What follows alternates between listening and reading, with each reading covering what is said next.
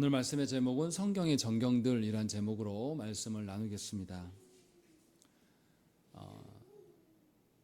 사탄이 창조 때부터 교회를 공격하는 것이 있습니다. 교회가 교회답지 못하게 하는 것은 진리를 공격하는 방식이에요. 그래서 사탄의 첫 공격은 무엇이었습니까? 에덴 동산에서 누구를 공격했습니까? 하와를 공격을 했어요. 뭐라고 공격합니까? 하와가 남편인 아담을 통하여서 하나님 주신 명령들을 받았을 거란 말이죠. 그런데 그 명령이 정말로 그러하더냐라고 물어봐요. 하나님께서 너에게 말씀하심이 정말 그러하냐라고 물어보면서 하나님 주신 말씀을 오염시키는 것이죠. 그래서 하나님 말씀에 대한 공격을 시작하는 것이 사탄의 첫 전략이었습니다. 그리고 이 사탄의 공격은 이 땅에 하나님의 말씀을 성취하시기 위하여서 오신 예수님께도 공격을 합니다. 어떤 방식으로 공격하냐면 예수께서 하나님의 아들 되심을 부인하게 만듦으로 말미암아서 예수께서 하나님 나라의 질서를 가르쳐 주심을 아예 믿지 못하도록 힘쓰고 그 일에 공격했던 것이 사탄의 전략입니다. 이처럼 사람은 하나님을 스스로 알 수 없고 하나님께서 알려주실 때만 알 수 있는데 하나님께서는 우리가 지난 시간에 배운 것처럼 피조세계와 이 말씀인 계시의 말씀인 두 가지의 방식으로서 우리에게 당신을 계시하여 주십니다. 그런데 피조세계를 봐도 하나님을 볼 수 없는 것은 뭐냐면 우리가 타락하였기 때문에 하나님을 알 수가 없어요. 그래서 먼저 우리가 알아야 될 것이 이 특별 계시인 성경을 통해서 하나님을 알아야 되고 성경을 통해서 하나님을 안 사람이 피조세계를 보면서 하나님을 알 수가 있는 것입니다. 그래서 사탄은 성경을 통하여서 하나님을 알지 못하게만 만들면 모든 사람이 구원에 이를 수 없음을 알고 있습니다. 그래서 사탄의 공격은 언제나 하나님께서 자기 계시를 해주셨던 그 특별 계시의 말씀인 성경을 못 보게 만드는 것이 사탄의 공격 전략이에요. 그래서 모든 성경이 하나님의 영감으로 성령의 영감으로 되어진 것인데 이것을 믿지 못하게 하는 것이 오늘에도 계속 공격되어지고 있습니다. 그래서 우리가 성경 보는 일이 굉장히 어려운 것일 수도 있어요. 이 공격은 분명하게 세상 끝날까지도 계속 지속될 것이에요. 그래서 무슨 이야기를 합니까? 요한계시록은 앞으로 되어질 일이에요.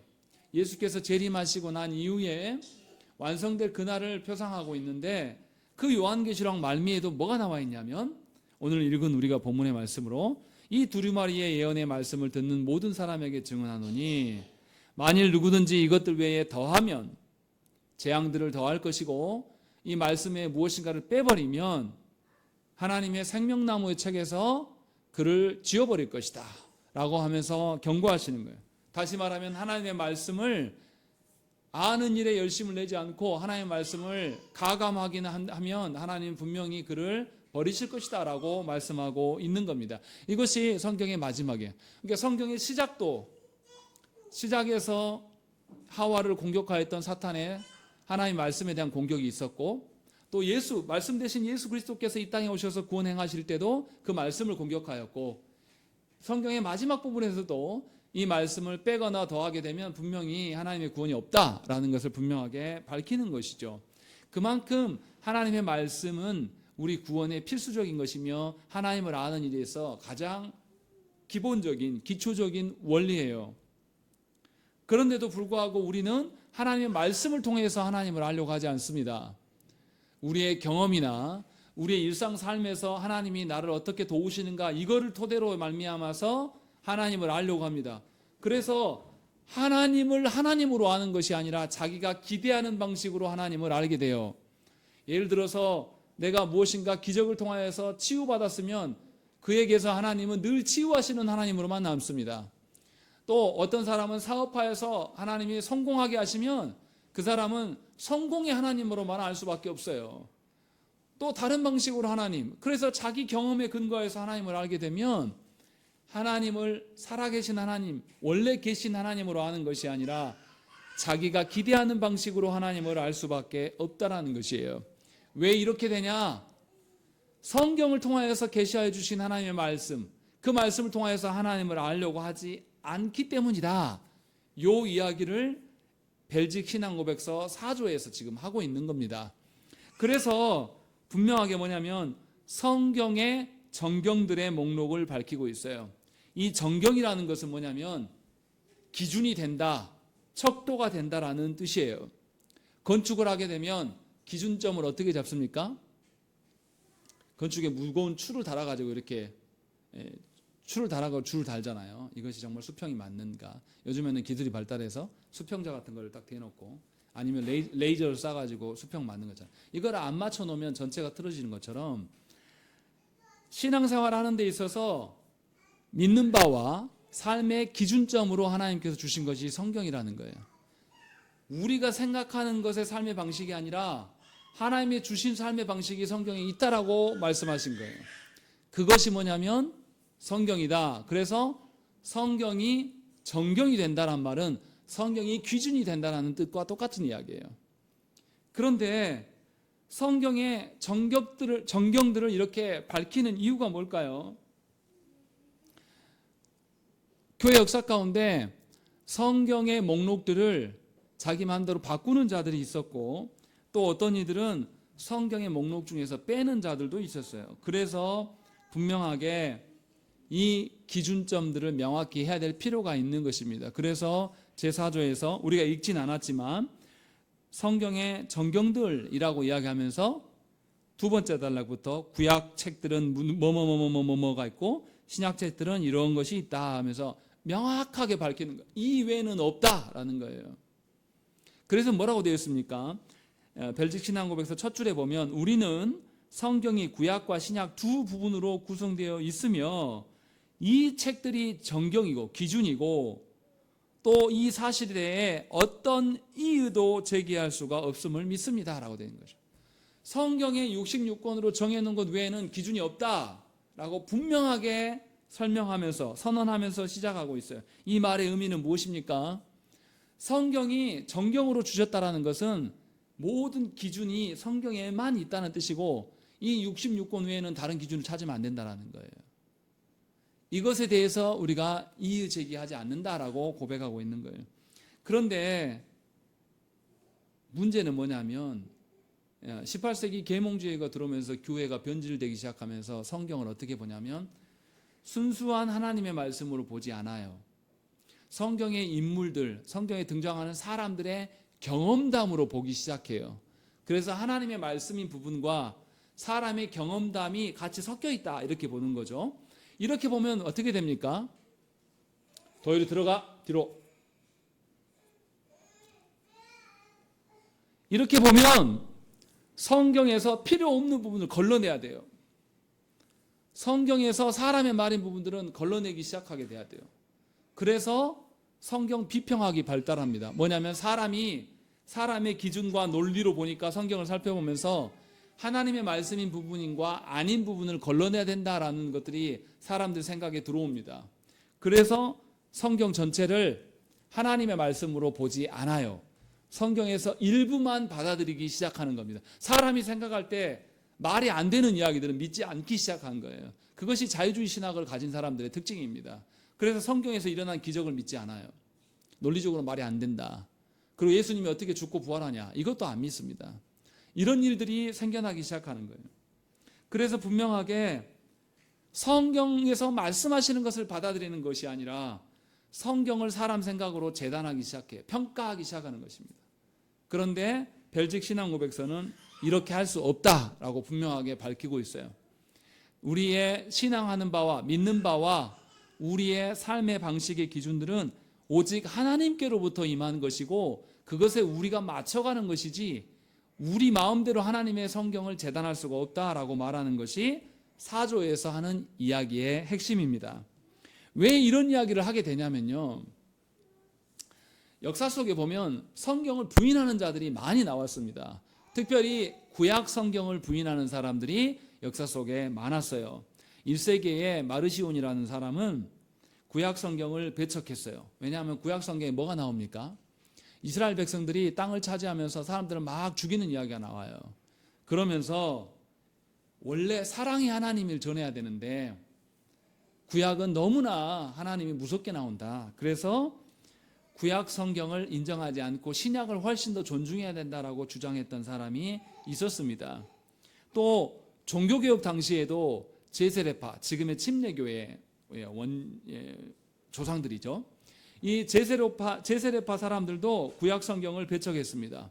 왜냐하면 구약 성경은 딱 이스라엘에게만 약속한 것이지 하나님 언약 백성 전체에 한 것이 아니야 라고 해서 예수님이 오신 신약 성경만을 더 우대했습니다. 그래서 구약의 성경들을 약간 무시했습니다. 이런 일들이 있었어요. 또 19세기에, 이제 19세기가 중요한데요.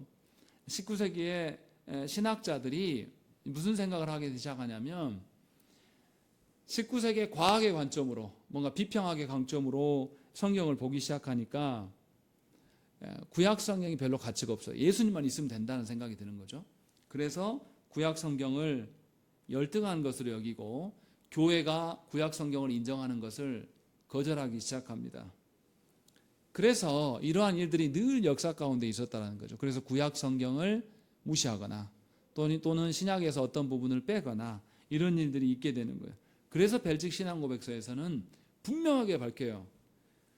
우리는 성경이 구약과 신약 두 부분으로 구성되어 있음을 믿는다라고 분명하게 밝히는 것입니다. 역사 가운데 이를 부정했던 모든 사람들의 말을 거절하는 거예요. 그럴 수 없다. 구약과 신약에 모든 것이 있다라고 말하는 거예요. 우리 시대에도 그런 모습들이 있습니다. 조국교회 안에도 무슨 일이 있냐면 오전에도 소요리문답 때 제가 말씀드렸지만 우리가 구원이 예수 그리스도 오심으로 말미암아서 우리는 믿음으로 구원을 받는다. 그래서 율법은 필요 없다라고 말하는 이들이 굉장히 많아요. 그래서 율법은 주로 어디서 나옵니까? 신약에서 나옵니까? 구약에서 나옵니까? 구약에서 나와요. 그래서 구약의 율법들은 다 필요 없는 거다. 그래서 구약을 볼 필요가 없다라고 말하는 이들이 조국교회 안에도 개혁주의 안에도 많이 있습니다. 그래서 율법이 필요 없는 것처럼 말해요. 그러나 분명하게 하나님은 이스라엘 백성들을 출애굽하신 이후에 뭘 주셨습니까? 10계명의 율법을 주셨어요. 하나님이 정말로 율법이 필요 없는 거라면 구원하시기 전에 주셨어야죠. 그런데 구원은 하나님이 하시고 구원받은 자들에게 율법을 주심으로 말미암아서 네가 받은 구원이 정말 어떠한 것인가를 율법으로 살아가면서 알게 하신 거예요. 그래서 율법을 무시할 수가 없는 것이고 마찬가지로 성경도 구약 성경을 무시할 수가 없다는 것입니다. 분명히 하나님께서 우리에게 성경으로 주신 것이니 우리는 그 율법이 폐기되었던 것들, 예를 들어서 레위기의 말씀 중에서 율법이 폐기된 것이 있죠. 어떤 겁니까? 예를 들면은 정결한 음식과 부정한 음식들을 이야기할 때 돼지고기를 구약의 레위기에서는 먹으라고 합니까? 먹지 말라고 합니까? 먹지 말라고 해요. 그런데 우리 시대는 왜 먹습니까? 이제는 더 이상 음식의 정결법이 우리에겐 적용되지 않아요. 그래서 갈라디아에서 바울이 뭐라고 합니까? 유대인들이 쫓아와서 음식 먹는 거 가지고 참 신자냐 아시냐고 이야기했을 때 바울은 그것은 옳지 않다라고 이야기를 해요. 베드로 사다가 이방인들하고 같이 밥을 먹다가 교인들이 나타나니까 도망가 숨었어요. 정결법으로 따지면 이방인들과 밥을 먹으면 됩니까? 안 되니까? 안 됩니다. 그래서 바울이 베드로 사도는 그리스도께서 이루는 것을 무너뜨리는 자라고 하면서 비난합니다. 예수님이 이 땅에 오셔서 누구랑 식사하십니까? 세리들과 죄인들과 함께 어울리면서 식사할 때 유대인들이 뭐라고 합니까?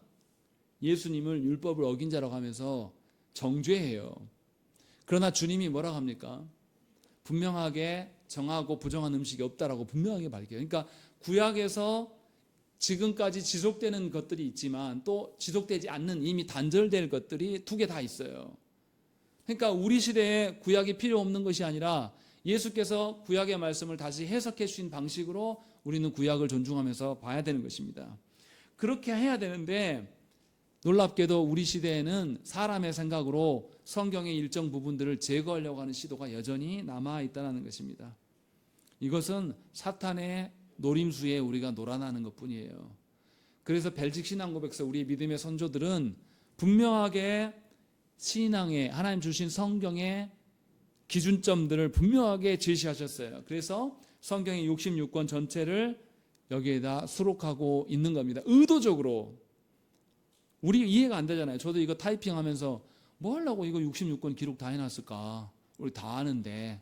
이렇게 생각을 한 적이 있었습니다. 그런데 우리가 정말로 66권 전체를 성경으로 인정하냐?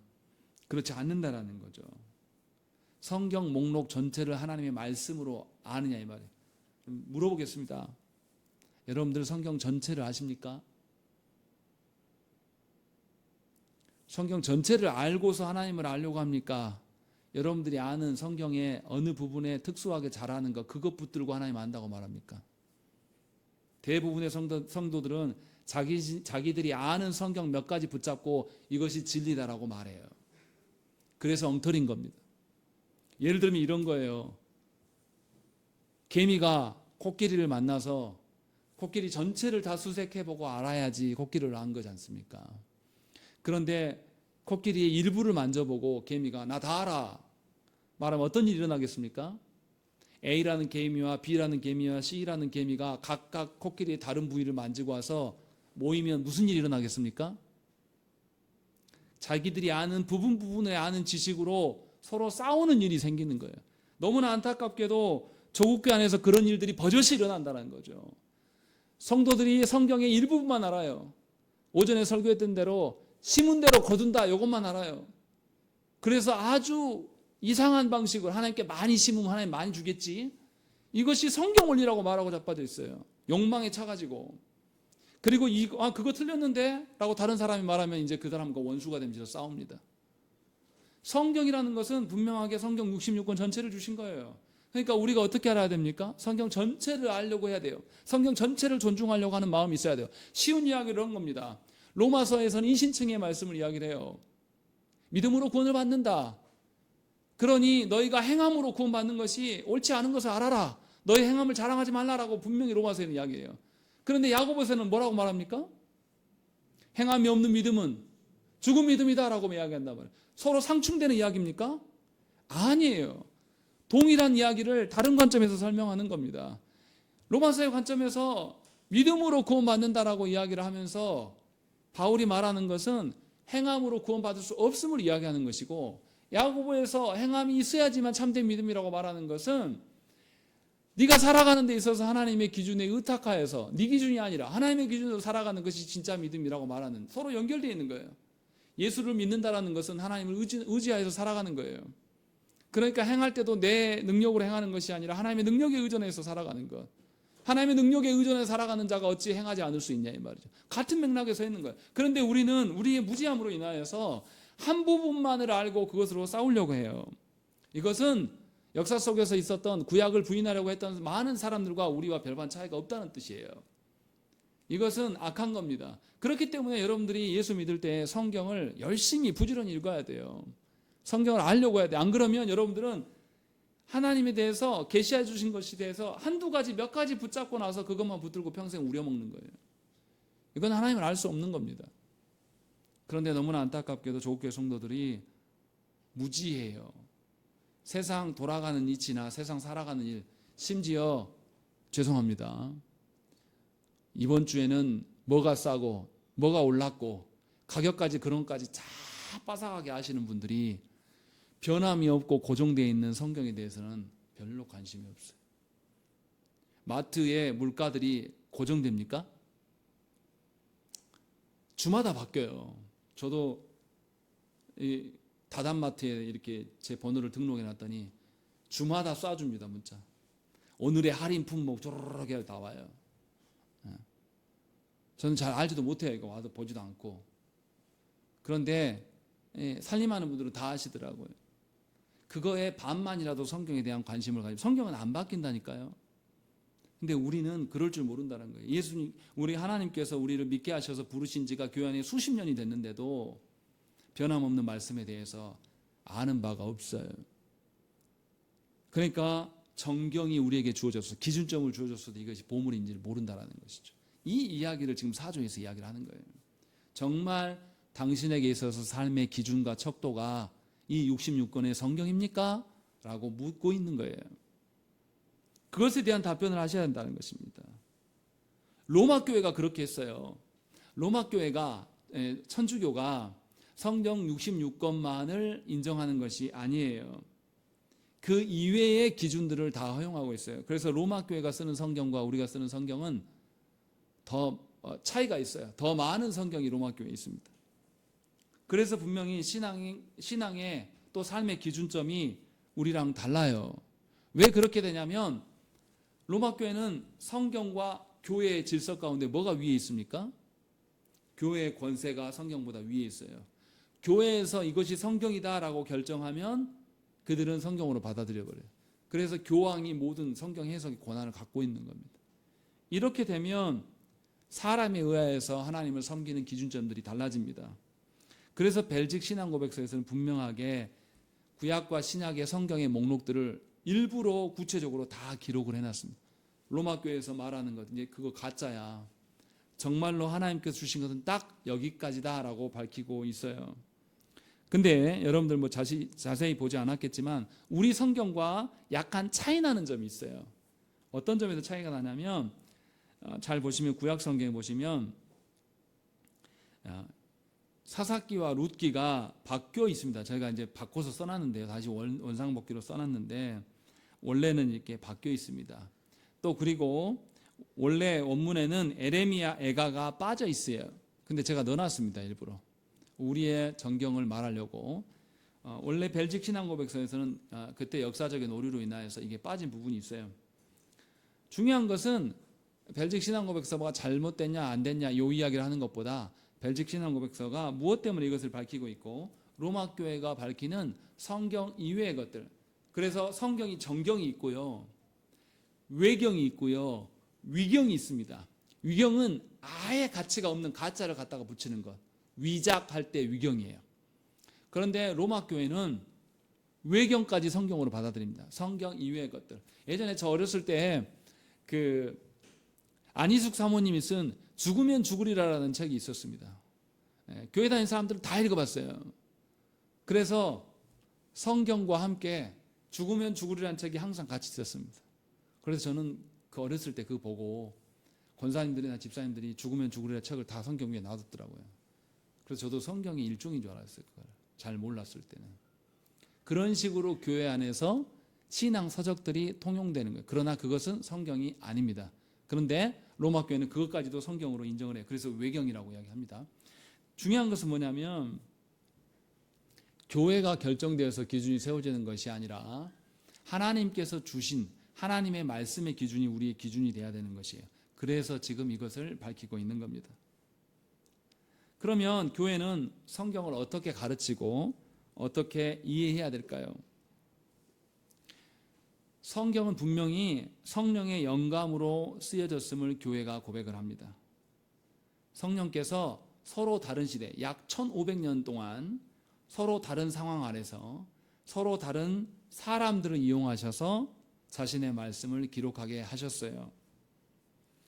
그리고 기록된 것만이 아니라 성경을 정경으로 확정하는 과정 중에서 성경의 목록들을 처음 확정하는 것은 서기 200년경에 신약 성경들이 정경으로 받아들이기 시작해져요. 그때 이제 예수님 이후에 신약 성경들이 써지는데 서기 200년 정도 갔을 때 신약 성경들의 목록이 정리가 됩니다. 그리고 아타나시우스 대주교가 367년에 성경의 목록을 그대로 딱 기록합니다. 이 정도가 성경이다, 일 것이다 라고 추정하면서 기록을 해요. 그리고 393년과 397년에 히포 교회 회의와 또 카르타고 교회 회의에서 교회가 이 목록을 그대로 받고 이것이 성경에 부합한 것입니다 라는 것을 그대로 선언하게 돼요. 이것이 사람의 결정이 아니라 하나님의 인도하심대로 드디어 4세기에 성경의 목록들이 완성이 됩니다. 이것이 교회 역사 가운데 나와요. 왜 성경의 목록들을 정했을까요? 왜 성경의 목록을 정했을까요? 생각을 해보십시오. 다시 우리 1세기 당시로 한번 돌아가 보십시다. 1세기 당시에 누가 성경을 기록했습니까? 예수님의 제자들이 신약 성경을 기록하고 있었을 겁니다. 더군다나 바울은 히브리서까지 포함한다면 14개나 기록한 사람이에요. 그러면 바울의 권위가 성경이 있기 때문에 이 책으로 나와 있기 때문에 바울의 권위가 얼마나 높겠습니까? 그런데 바울의 권위를 따라하고 싶은 그런 사람들이 종교꾼들에게 있겠습니까? 없겠습니까? 있었을 거란 말이에요. 그래서 자기들이 막 믿음의 글귀를 막 자기 경험담 막 쓴단 말이에요. 쓰고 어떻게 했겠어요? 자기가 속한 교회나 이웃교회에 막 퍼뜨려요. 인기 있게 만들어요. 그래서 그것을 성경에 넣으려고 하는 시도들이 역사 가운데 계속 있었어요. 그래서 교회가 이것과 싸웠습니다. 왜냐하면 하나님의 기준과 다른 것이 들어오면 안 되니까. 그래서 얼마나 많은 거짓된 그런 것들이, 이단의 공격들이 교회 안에 있었고, 이 이단의 거짓된 책들이 성경으로 남아있는지 몰라요. 우리가 아는 도올 김용옥 선생이 성경을 비판할 때 정경만 가지고 비판하지 않아요. 그 사람은 로마 카톨릭에서 말하는 외경과 위경까지 읽어보고 그것을 근거로 비판을 해요. 그러니까 그 사람 말은 맞지가 않아요. 정경을 자체를 아예 모르고 다른 소리를 하는 거죠. 그런데 이제 안타까운 것은 그런 사람이 한신 신학교, 거기도 신학교인데요. 자유주의 신학교인데 거기에서 교수로 있습니다. 그러니까 한신대 출신들은 그 사람의 말을 다 믿는 거죠. 우리랑 개념이 달라요. 분명히 그러나 우리 개혁신학 선배들은 분명하게 교회 역사 가운데 하나님의 말씀을 공격하는 이단자들의 그 훼손을 막기 위하여서 정경의 목록들을 정할 수밖에 없었어요. 그리고 이것을 성령께서 행하시고요. 그래서 교류적인 오류, 믿는 바의 오류를 없애려고 매 시대마다 하나님께서 계속 관여하셨습니다. 성령께서 역사하셨어요. 성경이 쓰여지는 시대뿐만 아니라 성경이 쓰여지고 난 다음에 정경으로 완성되는 과정 중에서도 그렇고, 그 성경이 또 어떻게 되겠습니까? 번역되는 과정에서도 하나님께서 관여하시고, 그 번역된 성경이 우리에게도 온단 말이에요. 복음이 이 땅에 선교사들이 들어오기 전부터 뭐가 먼저 들어왔냐면 성경이 먼저 들어왔습니다. 성경의 한글을 아는 사람이 한문으로가 아니라 한글로 기록을 해서 우리나라에 성경을 먼저 줬어요. 그런 방식을 통해서 성경이 우리에게 오게 된 겁니다. 그렇게 해서 누가 봐도 성경의 그 목록들이 하나님의 보호하심 속에서 온 것을 우리가 알 수 있어요. 왜 이것이 알 수 있냐면 성경의 원전은 없어요. 지역마다 뭐냐면 사본들이 출토가 된단 말이에요. 어느 지역의 사본, 또 다른 지역의 사본, 또 다른 지역의 사본, 이 사본들이 출토하면 이걸 비교해봐요. 대조해본단 말이에요. 진짜 성경이 맞는가? 그런데 역사적인 교회에 그 출토되는 유물을 보니까 성경의 목록이 거의 비슷하더라는 거예요. 따로 추가하지 않고, 그리고 성경의 내용들 자체가 오류가 거의 없어요. 그리고 놀라운 것은 시대마다 기록된 필사된 성경들이 다 다르는데 주제가 다 똑같아요. 구약 성경은 오실 예수 그리스도에 대한 이야기를 기록하고 있고, 신약 성경은 이미 오신 예수님, 그리고 그 이미 오신 예수님, 또 다시 오실 재림하실 예수님에 대한 이야기를 기록을 하면서 사람의 말이 아니라 하나님의 구원의 일들을 기록하고 있다는 점에서 다 일맥상통하고 있더라라는 것을 알게 된 거예요.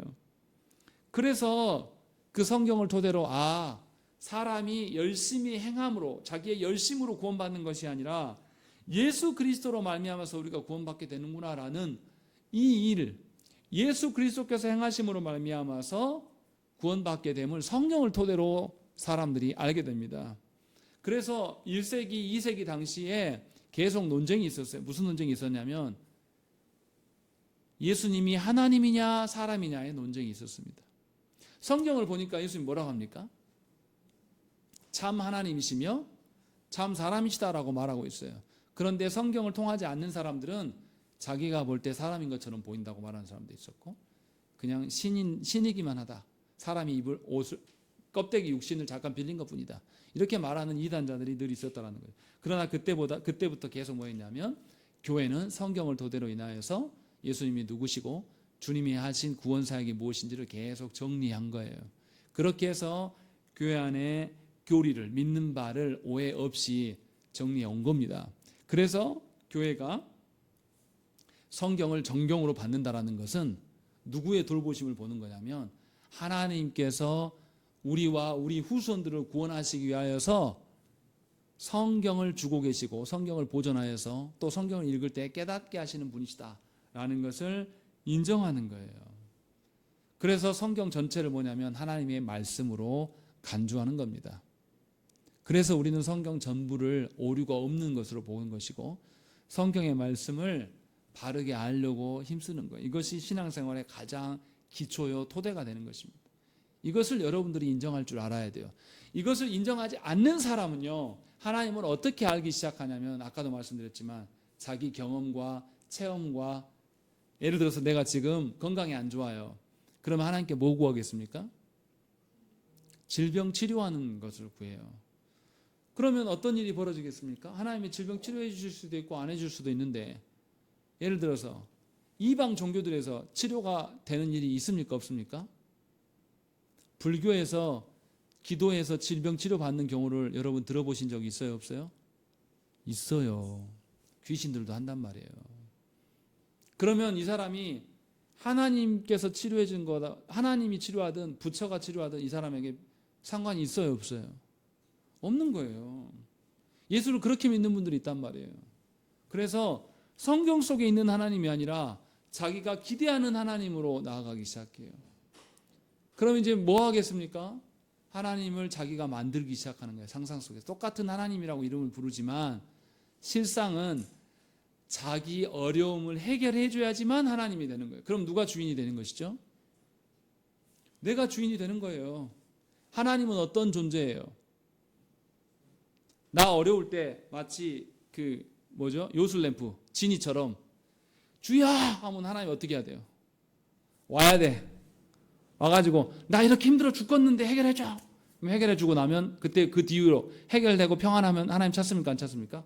안 찾아요. 또 지 마음대로 살아. 그리고 또 어려워지면 주야 하면 하나님 와야 돼요. 하나님 사랑한 겁니까? 이용해 먹는 겁니까? 교회 안에 이용해 먹는 신자가 엄청 많아요. 그거는 신앙이 아닙니다. 그런데 안타깝게도 조국 교회 안에 그런 방식으로 신앙생활이라고 말하는 교회와 성도들이 너무 많아요. 그래서 하나님을 창조주라 그러고 하나님은 심판주라고 말은 입에서는 해요. 그런데 하나님 의식하고 살아갑니까? 그런 거 없어요. 내 기분이 좋으면 무슨 일이든지 합니다. 구원파가 그렇게 살잖아요. 구원파 이단들이 어떻게 삽니까? 예수님이 내 죄를 해결하셨으니까 나 뭔 짓을 해도 되는 거예요. 별짓을 다 하고 삽니다. 그래도 괜찮아요. 주님이 다 해결했으니까. 조국 안의 성도들도 그렇게 사는 사람들이 너무 많습니다. 자기가 범죄함으로 인하여서 누군가에게 피해를 줬는데 이 사람에게 사과 안 해요. 하나님 나 용서해 줬으니까. 그리고 아주 뻔뻔하게 사는 것이죠.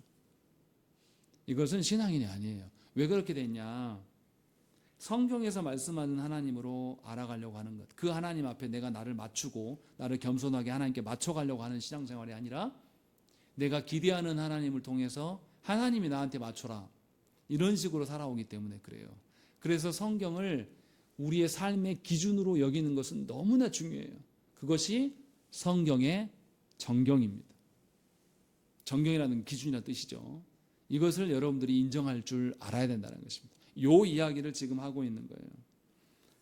그래서 아까도 말씀드렸지만 성경 전체를 아셔야 돼요. 그래야지 오해가 없습니다. 그런데 우리들은 어떻습니까? 성경의 일부를 붙잡고 서로 싸워요. 그래서 개혁주의 안에서 뭔 일이 일어납니까? 분명히 성경이 기준이라면서요. 그런데 개혁주의 안에서 무슨 일이 생깁니까?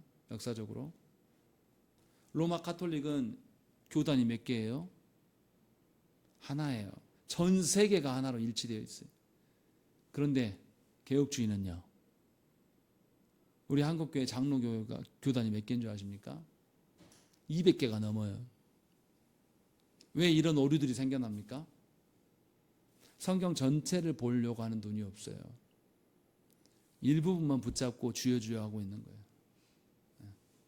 그래서 우리 한국교회 목사님들이 뭐 합니까? 한 구절 가지고 외운 거 가지고 와서 설교하는 분들이 많아요. 능치 못하니 무슨 일이냐? 하나님께 구하기만 하면 다 들어주신다. 이런 소리 막 한단 말이에요. 하나님 앞에서 그릇대고 내가 욕망에 차서 하나님께 구하는데도 하나님 들어주실까요? 내가 하나님 나라를 위하여서 구하는 것이 아니라 내가 이 땅 나라에서 욕망에 꽉 차가지고 더러운 범죄함으로 하나님께 구하고 있는데 하나님 들어주신다고요? 그런 하나님은 하나님이 아니죠. 그런데 조국교회 안에서는 뭐라 그러죠? 무엇이든지 구하면 들어준다라고 말해요. 왜냐하면 성경이 한 구절만 갖고 이야기하니까 이런 일들을 벌인단 말이에요. 이건 이단적인 것이에요. 이단들이 그렇게 행동합니다.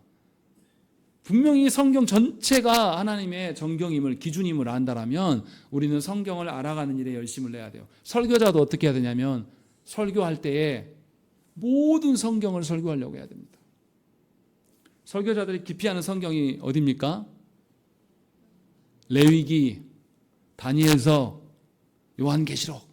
그래서 요한계시록도 3장까지밖에 설교 안 해요. 그 뒤로는 어려우니까 못해요. 한 장만 있으니까. 그러면 하나님의 말씀 전체를 아는 게 아니에요. 분명하게 그래서 우리는 어떻게 하냐면 우리의 조상 선배들이 교회 역사 가운데 성경 전체를 요약해서 그 교리로 만들어놓은 신앙 고백서를 우리는 존중하는 겁니다. 성경 전체의 흐름이 뭔지를 알려고. 그래서 이 흐름을 아는 상태로 성경을 바르게 보려고 신앙 고백서들을 공부해 나가는 거예요. 그러니까 주일 오후에 설교하는 것은 이거 배우고 끝나는 게 아니에요. 뭐 하려고요? 성경을 바르게 이해하려고 주일 오후에 우리가 배워가는 것이고 소요리 문답을 배우는 겁니다. 그러니까 여러분들은 이 설교를 듣고만 말하면 안 돼요. 성경 반드시 읽어야 됩니다. 성경 전체를, 우리가 성경 전체 다 알 수는 없어요. 저도 목사지만 성경 전체를 몰라요. 그러나 성경 전반적인 흐름은 알아야 돼요. 성경 전체의 맥락은 뭔지를 알고 구절들을 봐야지 실수하지 않는다는 거죠. 지금 이 말을 하고 있는 거예요. 그래서 성경은 다양성이 있어요. 이 말은 뭐냐면 성도가 각자가 해석해도 된다, 이런 뜻을 말하는 것이 아니에요. 성경은 다양한 사람들이 보는에도 불구하고 동일한 예수 그리스도를 말씀하고 있다는 그 뜻이에요. 모두가 이것을 알게 한다는 것이죠. 성경에 등장하는 수많은 사람들이 다 하나님 앞에서 고백하는데 다 누구를 향해 있냐면 예수님을 이름을 향해 있어요. 성경에 등장하는 수많은 사람들이 각자의 처지와 상황과 현실이 달라요. 그런 다른 상황 속에서도 이들이 하나님의 약속하신 메시아를 바라보고 있어요. 이것이 성경의 중심입니다. 그래서 성경 전체의 주제는 예수 그리스도예요. 절대로 여러분들의 삶이 아니에요. 예수 그리스도께서 성경의 주인이시고 주제예요. 그래서 구약에는 예수님이 오실 것에 대한 약속을 말씀하시고 신약에서는 실제로 예수님이 이 땅에 오셔서 약속이 성취된 것들을 알려줍니다. 그래서 예수님이 뭐라고 합니까? 무엇인가 성취되었을 때마다 뭐라 그러죠? 구약의 이 말씀을 이루려 하심이다. 이 말씀을 신약에서 계속 반복하세요. 심지어 예수님은 십자가상에서도 어떻게 합니까? 십자가상에서도 구약에서 메시아가 이렇게 하실 것이다라는 것을 십자가상에서도 주님은 그대로 실현하셔요. 그리고 죽으십니다. 분명하게 우리가 알아야 돼요. 구약 백성들은 그리스도를 가까이에서 보지는 못했어요. 멀리서 바라봤습니다. 그리고 예수 그리스도를 직접 본 것은 아니에요. 그런데 그림자로서 볼 수 있으면서 구약 백성들도 오실 예수 그리스도를 통하여서 구원받은 자들이에요. 그래서 구약에 뭐가 있었습니까? 예수 그리스도를 상징하는 것, 성전에서. 뭡니까? 성전에서 예수 그리스도를 상징하는 게 뭐예요? 어린 양이에요. 어린 양. 제물로 바쳐지는 어린 양. 우리의 모든 죄악을 예수께서 다 감당하시고 죽으심으로 우리가 구원받았잖아요. 그래서 구약에서 제사 제도를 준 거예요. 그리고 하나님의 말씀대로 살라고 율법을 주시면서 구약에서부터. 그래서 그리스도의 그 약속을 바라보면서 구원받게 하셨다는 것이죠. 그렇기 때문에 율법과 복음 사이에 분명히 구별은 있지만 사실은 동일한 정신이에요. 한 방향성을 갖고 있는 겁니다. 그리스도 안에서 율법과 복음 모두가 영광스럽게 실현되는 것입니다. 오전에도 말씀드렸지만 원수를 사랑하라 라고 말하면 내 능력과 내 힘으로 사랑하면 그것은 율법입니까? 믿음입니까? 율법으로밖에 안 남아요. 내가 힘으로 원수를 사랑했어요. 그러면 나의 공로만 남는단 말이에요. 나의 의만 남는 거예요.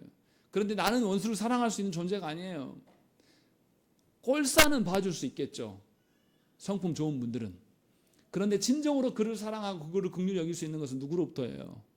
그리스도로부터예요. 그러니까 하나님의 율법에 주신 말씀을 내가 지키는 것이 아니라 누구로 인하여서? 그리스도로 인하여서 지키면 그것이 나의 행함으로, 나의 공로로 남습니까? 아니면 나의 믿음으로 남습니까? 믿음이 되는 거예요. 그래서 원수를 사랑하라고 하는 율법의 말씀이 믿음으로 되어지게끔 살아가는 것. 그래서 믿음과 율법은 다 그리스도 안에 있을 때 가능한 겁니다. 이것이 성경의 주제예요.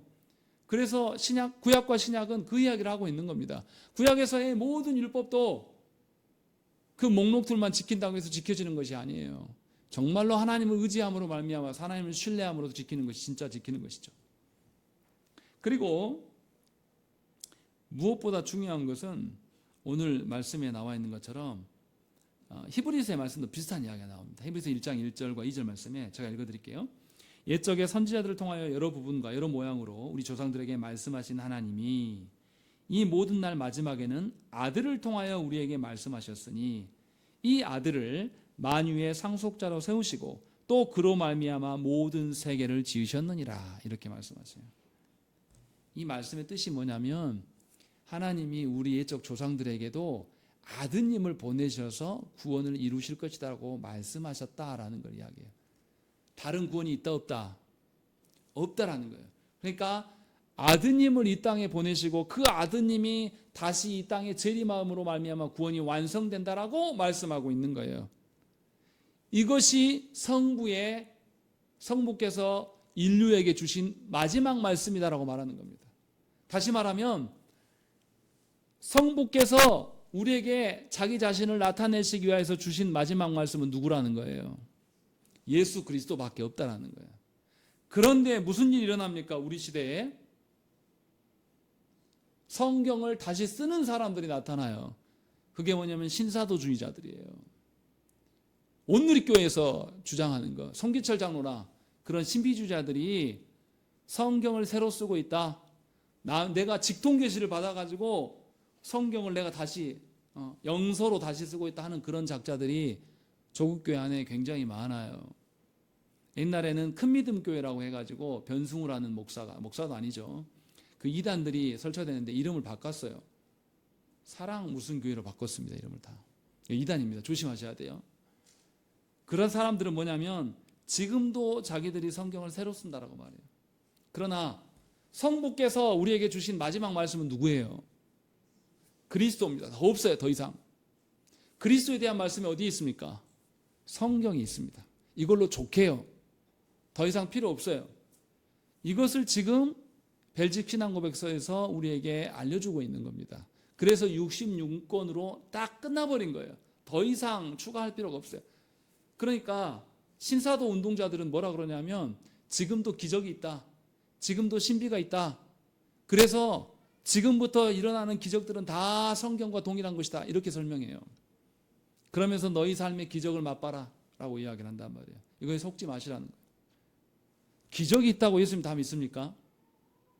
성경 속에서 봐보세요. 예수께서 기적을 보이시고 죽은 자도 살리셨을 때 제자들이 어떻게 합니까? 끝까지 예수님이 우리의 구원의 방편이고 진리입니다라고 믿습니까? 아니에요. 예수님 붙잡히실 때 어떻게 해요? 제자들이 다 도망합니다. 베드로도 어떻게 해요? 아니 주님이 심지어 바다 위도 걸으시고 풍랑도 잠재우시고 죽은 자도 살리시는 걸 이 사람들 봤어요? 안 봤어요? 봤는데 믿습니까? 못 믿습니까? 안 믿는다니까요. 기적 일으킨다고 믿을 줄 압니까? 기적 경험한다고 해서 믿을 것 같아요? 안 믿어요. 저 어렸을 때 저희 아버지 목회하는 교회에서 귀신 쫓아내는 몇 사람이나 쫓아내고 정상적으로 삶을 다 살았어요. 그 사람들이 정말 다 신앙생활 합니까? 하나더라 이거예요. 교회를 떠나더라 이 말이에요. 그 중에서도. 아니 귀신 쫓아가지고 정상적인 삶을 사는데도 안 믿는다니까요. 기적이 우리를 믿게 하는 게 아니라 하나님의 말씀이 우리를 믿게 하는 것이에요. 지금 벨직 신앙고백에서 그 이야기를 하고 있는 겁니다. 분명히 우리가 기억을 하셔야 돼요. 에덴 동산에서 최초의 죄는 뭐였습니까? 말씀을 공격하여서 말씀을 버리게 하는 죄였어요. 그러함에도 불구하고 하나님께서는 어떻게 했어요? 아담과 하와가 타락하자마자 먼저 찾아오셔서 뭐 하십니까? 이놈들 잘못해 다 지옥 가. 하나님 그렇게 하셨습니까? 뭐 하셨습니까? 창세기 3장 15절 여자의 후손이 뱀의 머리를 상하게 할 것이다. 뱀의 후손이 발꿈치를 물고 상하게 할 것이지만 여자의 후손이 그를 밟아 이길 것이다. 그가 누구예요? 예수 그리스도에 대한 약속을 그때부터 하신단 말이에요. 그러니까 말씀을 훼손하도록 공격하여서 아담과 하와 거기서 실패해요. 말씀을 훼손함으로 실패해버려요. 그런데 하나님은 찾아오시자마자 뭐합니까? 말씀 대신 예수 그리스도를 들이미셔요. 그리고 실제로 예수 그리스도께서 사람으로 이 땅에 오셔요. 오시고 우리를 위해서 죽으심으로 말미암아 아담과 하와의 실패를 다시 원상복귀시켜 놓으셔요. 그리고 예수님께서 하나님 품으로 가시고 다시 오시겠다고 약속하신 거예요. 다시 오실 때에 모든 구원이 완성될 것을 약속해 주신 것이죠. 그러니까 성경은 처음과 중간과 끝이 다 예수 그리스도에 대한 이야기고 분명히 말씀의 회복을 이야기를 하고 있는 거예요. 말씀대로 될 것이다 라는 것을 우리에게 알려주는 거예요. 그렇기 때문에 말씀을 믿지 않는 자는 하나님을 믿지 않는 것과 같습니다. 그러므로 우리는 분명하게 하나님의 말씀을 통해서 하나님을 믿으려고 해야 돼요. 하나님께 주신 성경을 통하여서 참된 믿음을 갖기를 소망해야 되는 것이죠. 우리가 아는 종교성, 교회 와서 열심히 내 간절함으로 인하여서 뭔가 내 열심으로 내 공로로 막 해봤자 그것은 세상의 종교들에서 통하는 이야기예요. 하나님을 의존하지 않고 내 열심과 내 그 부지런함으로 하나님께 나아가봤자 하나님 받지 않으십니다. 분명하게 우리가 게으르고 연약할지라도 하나님의 말씀의 질서를 따라가려고 애를 써야 됩니다. 그 일을 따라갈 수 있도록 하나님은 분명하게 기준들을 66권으로 정확히 주셨어요. 그럼 우리 어떻게 해야 되겠습니까? 이거 거들떠 보지도 않으면서 무조건 하나님한테 가가지고 알려달라고 하면 되겠습니까? 존중해야죠, 하나님 주신 것을. 저 아이들도 그래요. 저 아이들 영어 공부할 때나 뭐 국어 공부할 때 핸드폰을, 지금은 사전 볼 필요도 없잖아요. 핸드폰 검색하면 다 나오거든요. 근데 그 검색하기 싫어서 자녀들 어떻게 합니까? 와서 물어봐요. 지 막 하다가 모르는 단어 나오면 아빠 이거 무슨 뜻이야? 그럼 제가 어떻게 하겠습니까? 찾아봐. 안 가르쳐 줍니다. 제가 안 사랑해서 안 가르쳐 줍니까? 지 스스로 찾아보는 습관 해야지 성숙해진단 말이에요. 하나님의 말씀을 분명하게 우리에게 주셨고 말씀의 기준을 아는 사람이 일상의 삶을 살아갈 때 누구 뜻대로 살겠습니까? 하나님 뜻대로 사는 거예요. 말씀을 알려고 하지도 않고 편한 방식으로 무조건 아이고 나 힘드니까 하나님 기도할 테니까 들어주세요. 이렇게 게으르고 안일하게 살아가는 사람은 일상을 살아갈 때 하나님께 순종하려고 하겠습니까? 버티겠습니까? 맨날 버티는 삶만 사는 거예요. 게을러서. 영적인 게으름 말하는 거예요. 제가 드리는 거는. 분명하게 말씀이 이해되지 않더라도 말씀을 정기적으로 읽으셔야 돼요. 이게 하나님의 계시의 말씀이니까. 그리고 이 말씀을 알기 위해서 목회자에게 질문해야 돼요. 그래서 하나님이 주신 말씀, 하나님이 누구이신가, 하나님이 우리와 어떻게 교제하시는가를 여러분들의 일상에서 늘 경험해야 돼요. 그러면 어떤 놀라운 일이 일어나면 하나님 말씀대로 되어져 가는 것을 하나 둘씩 경험하게 돼요. 하나님 말씀대로 된다는 것은 내가 기분 좋아진단 말이 아니에요. 하나님 말씀에 된다는 것은 두 가지 측면으로 생각할 수 있지 않겠습니까? 하나님 언약을 주실 때 뭐와 뭐를 말합니까? 하나님 말씀에 순종하면 복을 주시고 불순종하면 저주를 주시겠다라고 말씀해요. 그럼 하나님의 말씀의 실현은 복만 있는 게 아니에요. 뭐도 있습니까? 저주도 있는 거예요. 그래서 하나님의 심판이 시행되면 거기서 우리는 누구를 봐야 돼요? 하나님의 다스림을 보는 겁니다. 내 뜻대로 되어졌을 때만 기쁜 것이 아니라 하나님 말씀대로 되는 것을 보면서 우리는 경각심을 갖고 아 하나님의 뜻대로 살아야 되는구나라고 볼 때에 계시의 양면을 다 보는 겁니다. 그것이 우리가 해야 될 일이에요. 여기서 생각해 봐야 될 게 있어요. 하나님께서 원래 성경을 주실 때 무슨 언어로 주셨습니까? 구약 성경은 히브리어로, 신약 성경은 헬라어로 주셨어요. 그런데 언어를 바꿀 때, 번역할 때 번역이 됩니까? 예를 들어서 이런 거예요. 히브리어에 바다라는 단어가 있습니까? 없습니까? 없어요. 호수와 바다를 구분짓지 않아요. 그 민족들은. 민물 바다도 똑같은 단어를 씁니다. 짠물 바다도 똑같은 단어를 써요. 없어요. 개념이. 구분짓는 개념이 없어요. 근데 우리 한국에는 어떻게 해요? 구분짓는단 말이에요. 그러면 그 지칭하는 단어를 우리나라에 가져올 때 바다로 해석해야 됩니까? 호수로 해석해야 됩니까? 애매해지는 거거든요. 그래서 성경에 보면 갈릴리 호수라고 했다가 갈릴리 바다라고 했다가 막 왔다 갔다 해요. 번역자마다. 무슨 말 하려고 하는 거냐면 하나님 주신 원래 원어를 존중할 줄 알아야 돼요. 그래서 설교자는 히브리어와 헬라어를 배웁니다. 그래서 원래 하나님이 말씀하시는 원의도가 뭔지를 보려고. 그래서 히브리어와 헬라어를 어느 정도 하는 사람이 설교자가 될 수 있도록 교회는 가르쳐야 돼요. 그랬을 때 하나님이 주신 성경의 원래의 의미를 알 수가 있는 거예요. 번역된 성경을 근거로 보면 오류가 된 게 굉장히 많아요. 이 번역자들의 실수로 인하여서. 그래서 한글 성경에는 오류가 많아요. 이것을 보완할 수 있는 방법은 히브리어와 헬라어만 보는 것이 아니라 번역본, 여러 가지 번역본이 있거든요. 그 번역본을 비교해서 보면 또 좋아요. 우리가 히브리어 헬라어 보는 능력이 없으면 개역 한글과 개역 개정이 있고 쉬운 성경도 있고 표준 세번역도 있고 번역본이 엄청 많거든요. 다 볼 필요는 없지만 거기서 비교해 보면서 하나님의 원래 뜻이 무엇인가라는 것을 찾아가는 그런 존중함이 우리한테 있어야 된다는 거예요. 제가 이 말씀을 마지막에 덧붙이는 이유는 뭐냐면 성경을 통하여서 하나님 알아가는 일은 수고가 필요하다는 거예요. 그냥 그렇게 가만히 앉아서 되어지는 것이 아니라는 거죠. 목회자인 저는 헬라어 히브리어 잘하지 못합니다. 아주 초보 수준이에요. 그래서 저는 프로그램을 써요. 프로그램을 통해서 원래 헬라어 히브리어의 원래의 모습들을, 변형 전의 모습들을 찾고 원뜻을 찾으려고 해요. 그래서 설교를 해요. 그럼 훨씬 쉽습니다. 목사가 제가 이렇게 수고하는 것처럼 여러분들도 말씀을 계속 읽으면서 하나님의 뜻이 무엇인지, 여러분 보기에 좋은 거 숨은 그림 찾게 하라는 게 아니라 하나님이 나에게 무슨 말씀을 하려고 하시는지를 늘 존중하면서 계시의 말씀을 붙들고 살아가시라는 거예요. 그렇게 하나님의 말씀을 붙들고 살아가는 자를 하나님 내버려 두시겠습니까? 아니요. 성령께서 오셔서 놀랍도록 여러분들에게 깨닫게 하신다라는 것이죠.